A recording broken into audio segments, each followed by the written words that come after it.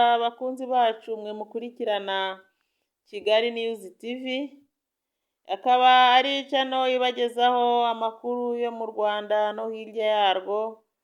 Uyu munsi rero turabagezaho amakuru ashyushye cyane, ni amakuru y'igitaramo cyabereye muri Arena, igitaramo cyitabiriwe n'abahanzi bakunzwe cyane b'abasitari muri Rwanda ndetse no ku isi, aho abo basitari harimo Bruce Melody, King James, Epafra, Riderman n'abandi. Bijije umunsi mukuru w'ubunani, babyinnye bidasanzwe banezeza abakunzi babo, kugeza aho nk'uwitwa Bruce Melody yabyinnye ipantaro igacika.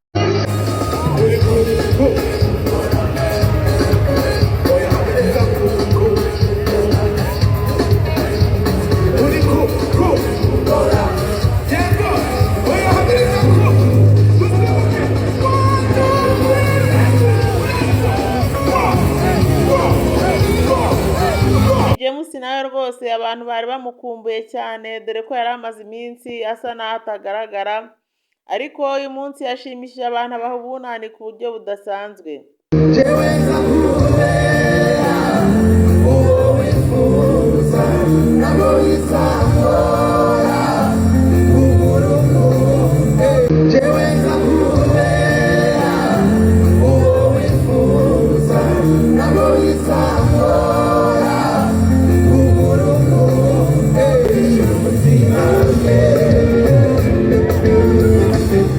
Riderman nawe yongeye kugaragara, abakunzi be baramwishimira cyane, bamwereka yuko bari bakimukumbuye cyane rwose ko bamutekerezaga.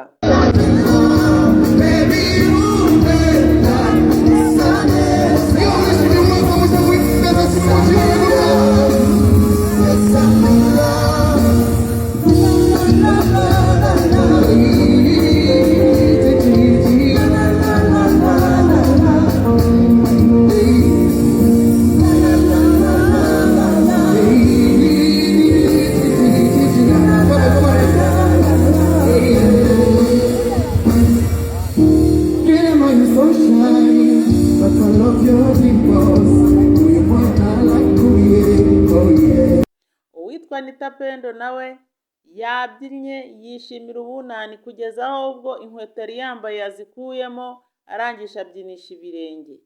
Yari yambaye imyenda myiza cyane, ngo ni imyenda nibwo bwa mbere yaza mu Rwanda.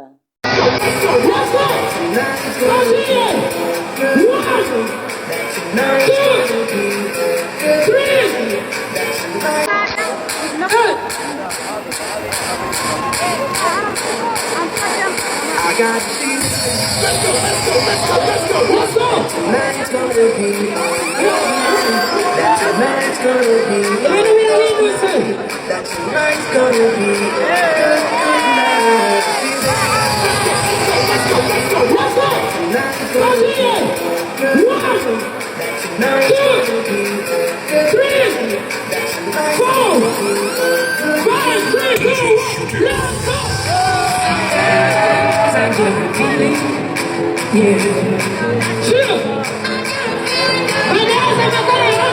Mukomeze muryoherwe n'iyo video y'uburyo abantu bari bifashe, uburyo abahanzi bashimishije abantu, kandi mukomeze mugubwe neza hamwe n'umwaka mushya w'ibihumbi 2025.